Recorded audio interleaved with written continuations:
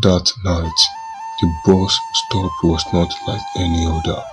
The moon hung low, swollen like an old drum, glowing faintly behind the moving clouds. The air carried a strange silence, broken only by the rustle of dry leaves. A row of buses stood waiting, but one shone brighter than the rest. Its headlight glowed not with electricity, but with a soft golden flame, as if it was powered by destiny itself. Painted boldly on its side were four words: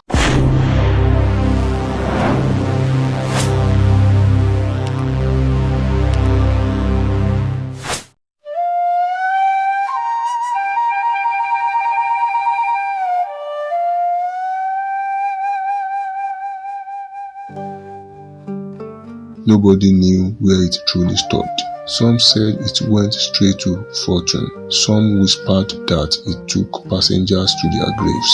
And on that strange night, 3 travelers arrived at the bus stop, each with a dream, each with a fear, each with a choice to make. The first traveler who came was Chike, a young man with a tired eyes and torn slippers. He had struggled for years, carrying heavy loads at the market, but still, his pockets were always empty. Chike wanted wealth, not for greed, but to free his mother from hunger and suffering. The second was Ngozi, a village teacher, whose heart was full of wisdom, but whose life was full of pain. Her salary could not even buy her own chalk. Every day, she told her pupils, work hard, and one day success will come. Yet, secretly, she doubted her own words. The third was Odogwu, a proud man, strong like an Iroko tree. He was a hunter who had lost everything in a foolish bet. His pride remained, but his fortune was gone. He came not for survival, but for glory. As they stood at the bus stop, the air grew colder. The golden bus hummed gently. Its doors closed, waiting. From the shadows, a figure emerged. He was tall, thin, and clothed in a flowing robe made of midnight itself. His face could not be seen, but his eyes glowed like embers. His voice rumbled like thunder rolling across the sky. Welcome, he said. This is the last bus to success. Not everyone who enters will arrive. Some will find fortune, others will find their end. But remember this, the bus does not move by fuel, it moves by the weight of your choices. The 3 travelers looked at each other nervously. Chike asked, driver, how much is the fare?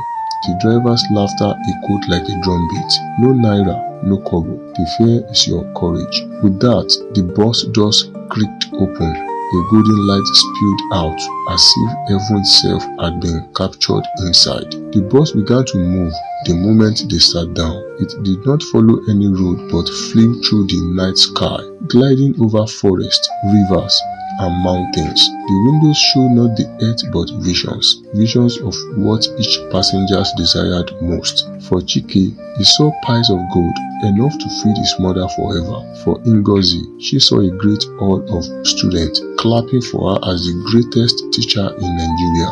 For Odogwu, he saw himself seated among kings, praised for his strength. But the driver warned, touch not the visions, or the bus shall throw you out.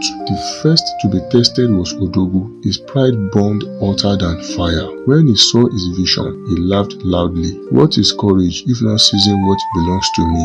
Ignoring the warning, he stretched his hand through the window, trying to grab the crown he saw. Instantly, the window turned to water. A mighty wind sucked him out. His scream echoed as he vanished into the dark clouds below. The bus shook, but it did not stop. Chike and Ngozi sat trembling. The driver's voice was calm. One has fallen. The bus is lighter now. The journey continues. The bus landed in a strange forest where the trees glowed like torches. The passengers were told to step outside. Every success, the driver said, requires sacrifice. Here, each of you must give up something you love most. A wooden altar appeared before them. Ngozi stepped forward. From her small bag, she pulled out her last book, an old, torn dictionary that had guided her teaching for years. Her voice cracked as she placed it on the altar.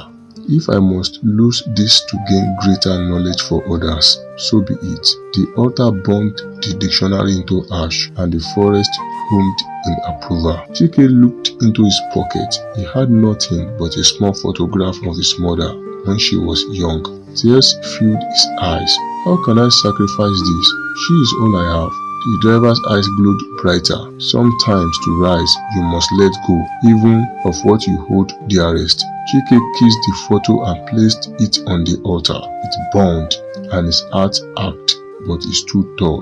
The bus doors opened again, but from the shadows, a fourth figure appeared, an old man with a crook staff. His beard touched his chest, and his voice was sharp like a whip. Fools, he shouted. You burn memories and books, but what will you gain? Nothing but empty promises. I am Ikunsu, the trickster. Follow me instead, and I will give you riches without sacrifice. Ngozi turned away quickly, shaking her head, but Chike's heart trembled. What if the boss was a lie? What if success was just a trick? The driver spoke firmly. Every road has shortcuts, but shortcuts lead to traps. Choose wisely. Chike swallowed hard and refused a Ikunsu offer. The trickster eased and vanished into smoke.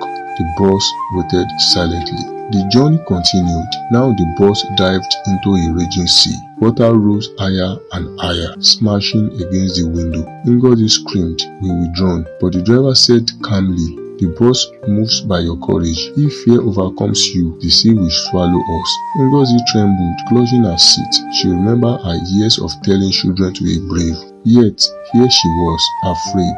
Slowly, she began to sing a song her mother once taught her, a song of faith. Her voice grew stronger. Chike joined in, and together their courage lighted the bus like fire. The waves grew calm, the sea turned to mist. They had conquered fear. At last, the bus reached a golden gate, standing on top of a mountain. Beyond, it was a land of endless light, fields full of green, houses filled with laughter, and roads paved with opportunities. But before the gate, the driver spoke one last time. Only one may enter. Success cannot be shared. It is personal. Decide among yourself who it shall be. Ngozi turned to Chike. Young man, you have your mother to care for. You should go. But Chike shook his head. Teacher, you have sacrificed much for others. You should go. The driver remained silent, waiting. Finally, Ngozi smiled.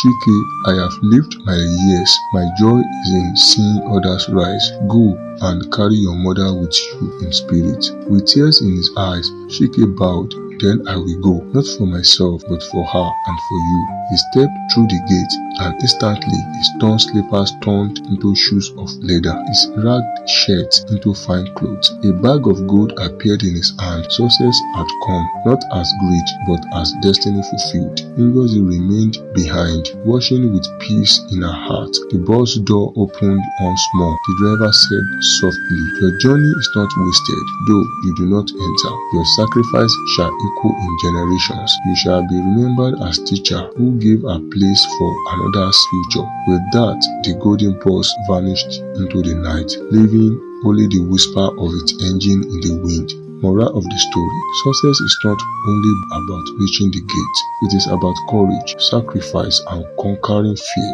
Some will fall because of pride, some will be deceived by shortcuts, but those who endure with selflessness and bravery will find their path. And remember, the last bus to success does not stop at every station. You must be ready when it arrives. If you enjoyed this story, don't forget to like, comment, and subscribe for more powerful Nigerian stories filled with wisdom, suspense, and inspiration. Tell me in the comment section, would you have entered the bus, or would you have been too afraid?